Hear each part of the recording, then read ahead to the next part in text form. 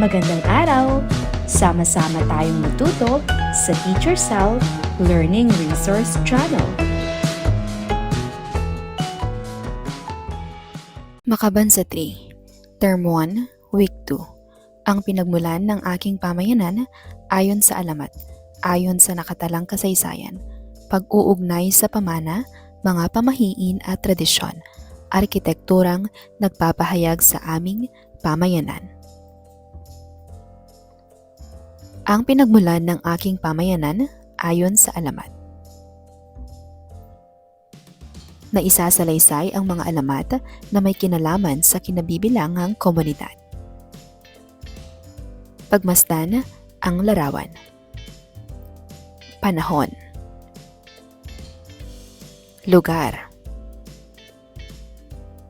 Tao. Pangyayari. Ano ang papel ng mga tao sa pagbuo ng kasaysayan? Paano nakaaapekto ang panahon sa isang pangyayari sa kasaysayan? Bakit mahalaga ang lugar sa isang makasaysayang pangyayari? Komunidad, alamat, tauhan, tagpuan. Ano ang alamat? May alam ka bang alamat? Ano ang pamagat nito? Paano nakatutulong ang tauhan at tagpuan sa pagbuo ng isang alamat? Ating basahin ang alamat ng Barangay Purag. Noong unang panahon, may isang dilag na napakaganda na ang pangalan ay Pura. Ito ay naninirahan sa isang lugar. Dahil sa likas na kagandahan ni Pura, kumalat ang balita tungkol sa kanya hanggang sa malalayong lugar, kaya't maraming binatang nanligaw sa kanya. Nang mabalitaan ng isang mayamang inchik na negosyante na may napakagandang dalaga sa lugar na iyon, nagkaroon siya ng interes na alamin kung saan ito nakatira. Nagpunta siya roon at nagtanong-tanong upang hanapin ang bahay ni Pura. Nagkataon na may nakitang mangingisda na nanggaling sa dagat. Nagtanong-tanong siya uli, pero walang makapagsabi kung saan nakatira si Pura. Dahil sa matinding pagod, nakatulog siya habang patuloy na hinahanap si Pura. Ngunit hindi siya sumuko hanggang sa marating ang kanilang lugar matapos ang maraming araw. Pagdating niya, agad siyang nagtapat ng pag-ibig at nangakong ibibigay ang lahat ng kanyang kayamanan kung sasagutin siya ni Pura. Tinanggap naman ni Pura ang panliligaw ni Jim, hindi dahil sa kayamanan, kundi dahil sa tapat nitong pag-ibig at likas na kabutihang loob. Pagkaraan ng buwan ay nagpakasal sina Pura at Jim. Nabalitaan ng mga manliligaw ni Pura at hindi nila ito matanggap. Dahil sa kanilang sobrang selos ay nagawa nilang patayin si Jim. At dahil sa pagmamahal ni Pura kay Jim ay prinotektahan niya si Jim laban sa mga kaaway. Dahil dito ay namatay silang dalawa. Dahil sa pangyayari, masayang namatay ang Magsing Irog at dahil sa pangyayaring ito, tinawag nilang Puragim ang lugar at naglaon at paglipas ng matagal na panahon, tinawag nilang Purag ang lugar. Sino ang mga pangunahing tauhan sa alamat? Ang mga pangunahing tauhan sa alamat ay sina Pura at Jim. Saan naganap ang mga pangyayari? Ang mga pangyayari ay naganap sa lugar kung saan nakatira si Pura. Ano ang pangunahing kaganapan sa alamat? Ang pangunahing kaganapan sa alamat ay ang pagmamahalan ni Pura at Jim, kung paano naging Purag ang pangalan ng lugar. Kapag tayo ay nagbabasa ng kwento, alamat o ng kahit anong teksto sa Filipino, atin itong hinihimay-himay at pinag-aaralan ang mga tauhan at tagpuan na kapagbibigay buhay sa istorya. Ang tauhan ang pangunahing tagapagganap o aktor sa istorya at ang tagpuan naman ang nagbibigay lalim sa istorya sa pagpapamalas ng lugar at panahon kung kailan ito nagaganap. Sa pag-aaral ng kasaysayan, mahalagang maintindihan natin ang mga elementong bumubuo rito. kagaya ng sa panahon kailan naganap ang isang pangyayari, lugar saan naganap ang isang pangyayari, tao, sino-sino ang kasangkot sa isang pangyayari, pangyayari, ano ang nangyari sa kasaysayan. Para sa inyong pangkatang gawain, bumuo ng pangkat na may 4 na kasapi. Gumawa ng alamat tungkol sa pinagmulan ng isang lugar. Isaalang-alang ang tauhan at tagpuan. Huwag lalagpas sa 15 pangungusap ang alamat. Storytelling. Pagkatapos magawa ang alamat, itanghal ito sa klase sa malikhaing paraan. Magdala bukas ng mga drawing, painting o larawan ng mahalagang tao, lugar at pangyayari sa inyong lugar. Gagamitin ninyo ang mga larawang ito sa paggawa ng picture gallery bilang bahagi ng pagtataya sa aralin. Ang pinagmulan ng aking pamayanan ayon sa nakatalang kasaysayan. Nailalahad ang kasaysayan ng kinabibilangang komunidad. Alam mo ba ang kasaysayan ng inyong komunidad? Kunin ang worksheet at sagutan ang mga hinihinging detalye. Ang aking komunidad. Saan matatagpuan ang aking komunidad? Ano ang alam ko tungkol sa aking komunidad? Ano ang mahalagang pangyayari sa aking komunidad? Narito ang maaaring maging kasagutan. Ang aking komunidad. Matatagpuan ang aking komunidad sa aming barangay. Malapit ito sa paaralan, palengke, simbahan at pasilidad tulad ng barangay hall at health center. Ang aking komunidad ay tahimik, malinis at ligtas.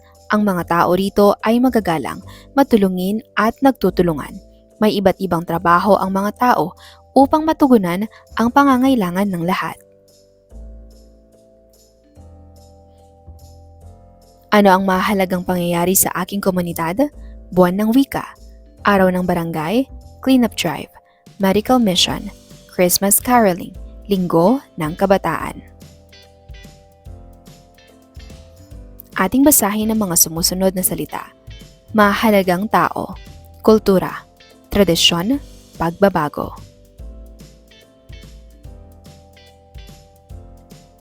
Ano ang nakikita mo sa mga larawan? Ano ang maaaring ipakahulugan ng mga ito? Paano nakakaapekto ang kultura at tradisyon sa ating pang-araw-araw na buhay? Sa iyong palagay, bakit may nagaganap na pagbabago sa ating komunidad at kultura? Para sa inyong pangkatang gawain, bumuo ng 4 na pangkat, pumili ng isang leader at tagaulat sa inyong pangkat, magdala ng ballpen at kwaderno para sa inyong mga tala, puntahan ang lahat ng estasyon at basahin ang mga nakapaskil sa bawat isa. Gallery walk, estasyon bilang isa. Mahalagang tao, mga individual na may malaking impluwensya o kahalagahan sa lipunan, komunidad o sa mga taong nakapaligid sa kanila. Karaniwan, sila ay kilala dahil sa kanilang natatanging kontribusyon, kakayahan o liderato sa iba't ibang larangan tulad ng politika, agham, sining, edukasyon o pang-ekonomiya. Ang kanilang mga desisyon at gawi ay maaaring magkaroon ng malalim na epekto sa maraming tao at maaaring magbago ang takbo ng kasaysayan o ng mga pangyayari. Estasyon bilang 2, lugar at pangyayari. Ang lugar sa komunidad ay tumutukoy sa mga pisikal na lokasyon o espasyo kung saan nagaganap ang mga aktibidad ng mga tao. Ito ay maaaring maging mga pampublikong lugar tulad ng parke, paaralan, simbahan o munisipyo, pati na rin ang mga pribadong lugar tulad ng mga tahanan ng mga mamamayan. Ito ay naglalarawan din ng kultura at kapaligiran ng komunidad.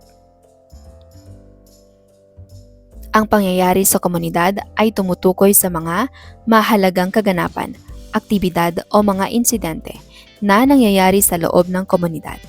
Ito ay maaaring maging mga pagdiriwang, programa, proyekto o anumang pangyayari na may epekto sa mga mamamayan at sa buong komunidad.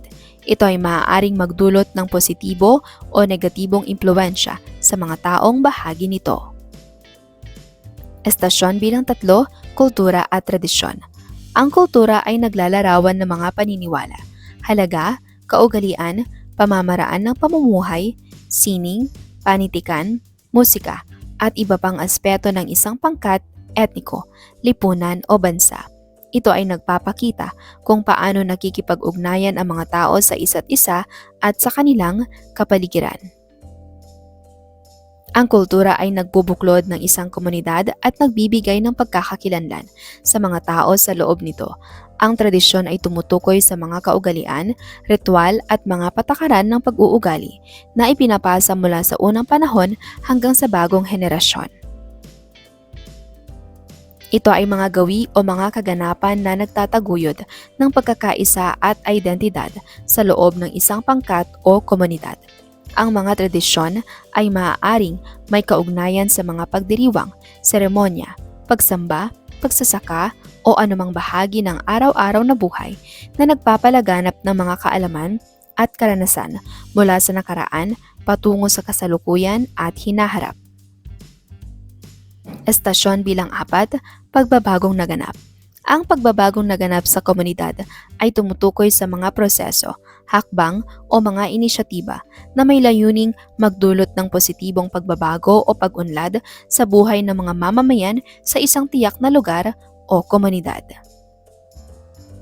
Maaaring ito ay may kinalaman sa pagpapabuti ng kalagayan ng mga tao, pagpapaunlad ng infrastruktura at serbisyo, pagpapalakas ng ekonomiya, pagpapabuti ng kalidad ng edukasyon at kalusugan o pagpapalawak ng oportunidad para sa mga miyembro ng komunidad. Estasyon bilang 4, pagbabagong naganap. Ang mga pagbabago sa isang komunidad ay maaaring magmula sa iba't ibang sektor tulad ng pamahalaan, pribadong sektor, akademiya at mga organisasyong sibilyan. Gayunpaman, ang pinakamahalagang bahagi ng pagbabago ay nagmumula mismo sa loob ng komunidad kung saan ang aktibong partisipasyon at kooperasyon ng mga mamamayan ay may malaking papel. Sa pamamagitan ng sama-samang pagkilos, mas mabilis at epektibong maisasakatuparan ang mga positibong pagbabago. Sino ang itinuturing na mahalagang tao sa komunidad at bakit siya may malaking impluwensya? Ano ang kanyang pangunahing kontribusyon sa lipunan at paano ito nakaaapekto sa mga tao sa paligid niya? Anong lugar sa inyong komunidad ang may pinakamalaking papel sa pang-araw-araw na buhay ng mga mamamayan? Bakit?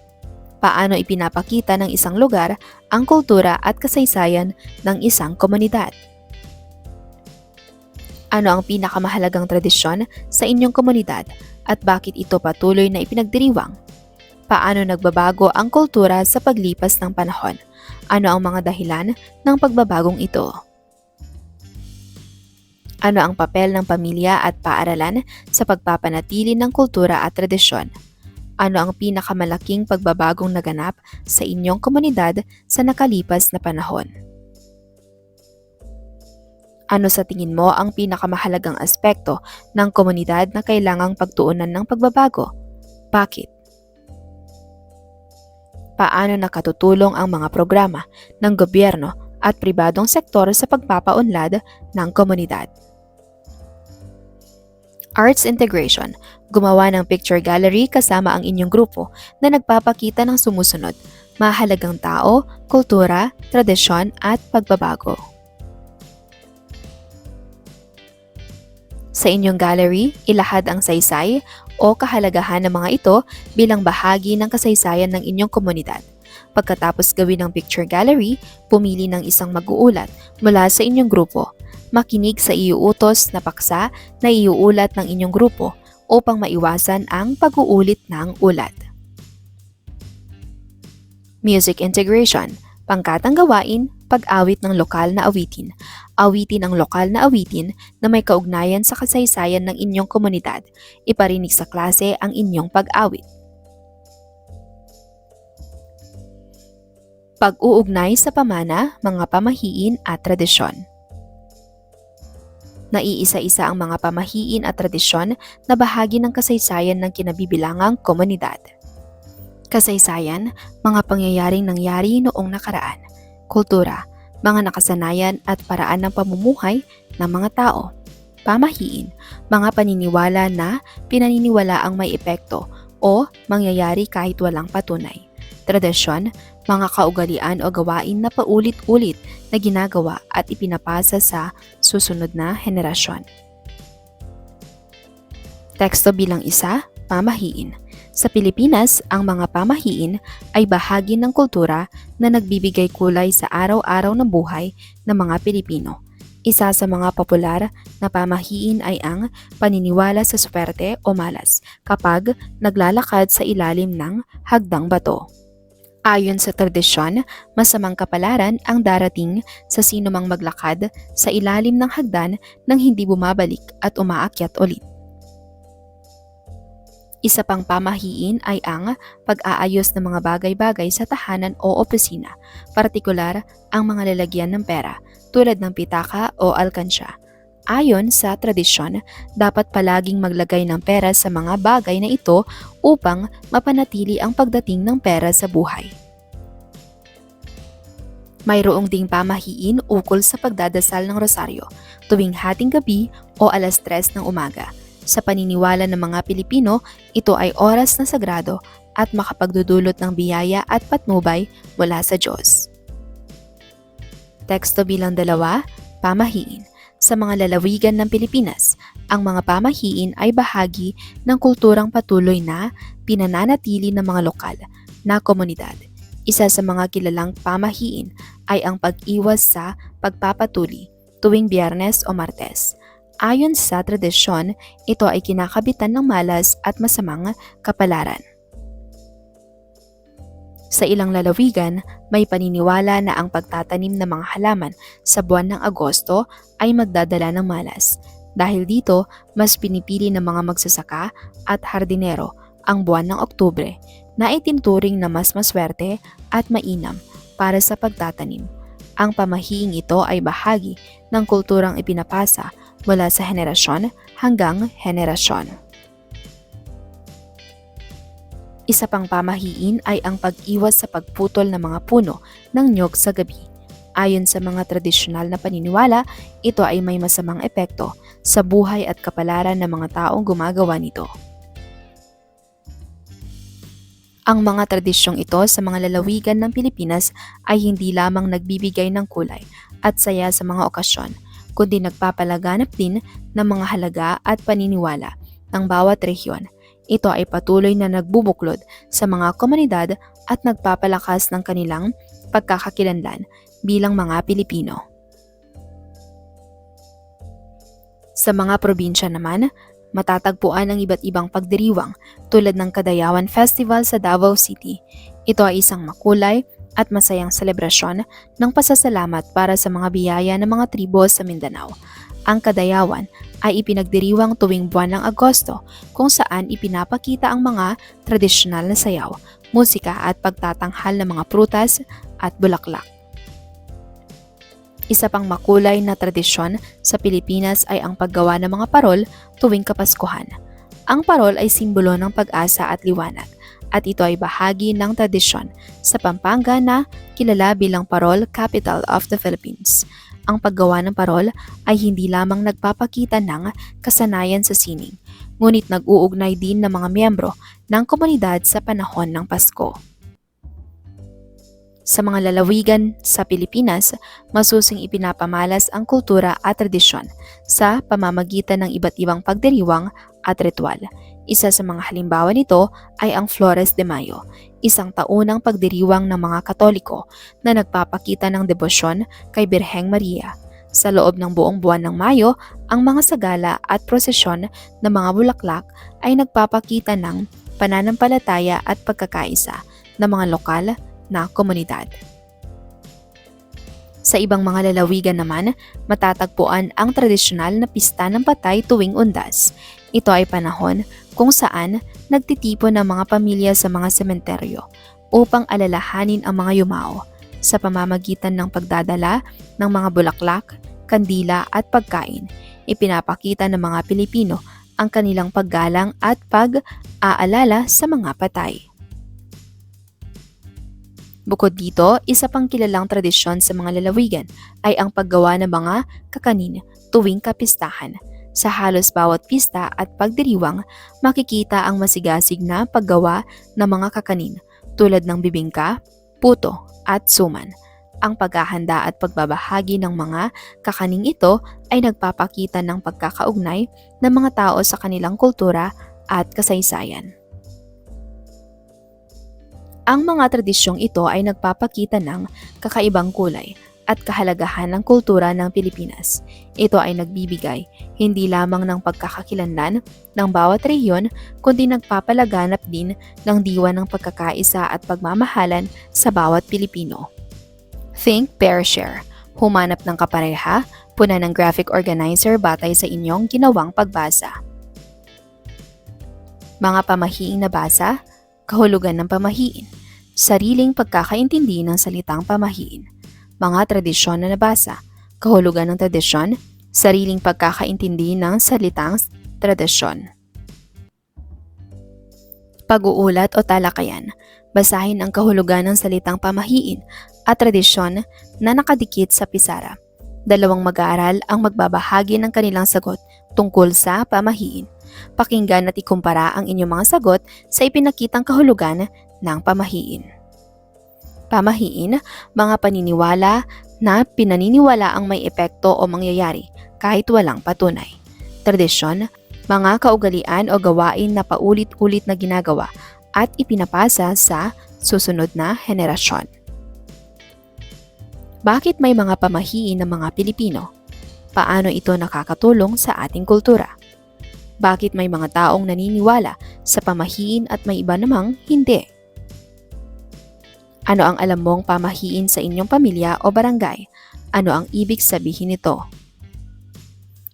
Para sa arts integration, pangkatang gawain, paggawa ng poster, kunin ang illustration board o cardboard, lapis, crayons at iba pang kagamitan. Pumili ng isang pamahiin o tradisyon na may kaugnayan sa kulturang Pilipino. Gumamit ng mga larawan, simbolo at maikling paliwanag upang maipakita ito sa inyong poster. Arkitekturang nagpapahayag sa aming pamayanan.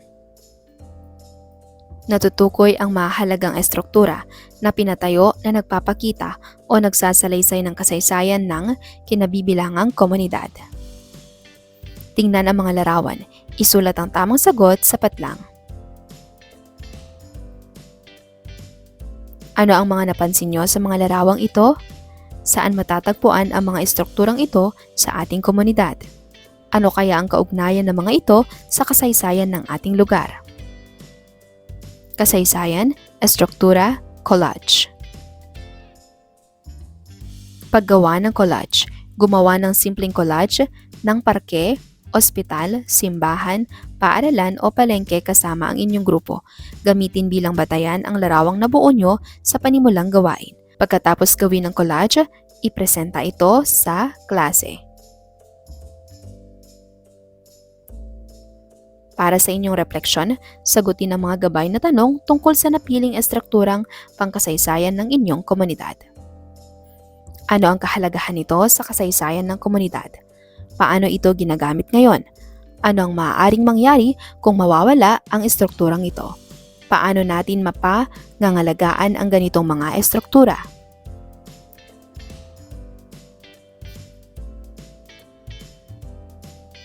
Para sa inyong group presentation, idikit ng bawat leader ng grupo ang inyong artwork sa pisara. Iulat sa klase ang inyong mga sagot sa mga katanungan. Storytelling activity. Obserbahan ang mga larawan ng iba't ibang estruktura sa komunidad. Tingnan ang mga larawan na ipapakita gamit ang flashcards, PowerPoint slides, printed pictures o aktual na larawan. Ano-ano ang iyong nakikita sa larawan? Ano kaya ang gamit ng estrukturang ito sa ating komunidad? Sino-sino ang nakikinabang dito? Paano ito nakakatulong sa pang-araw-araw na buhay ng mga tao? Para sa inyong exit card o ticket, ang natutunan ko tungkol sa mga estruktura sa ating komunidad ay patlang. Kung wala ang estrukturang ito sa ating komunidad, maaaring mangyari ang patlang.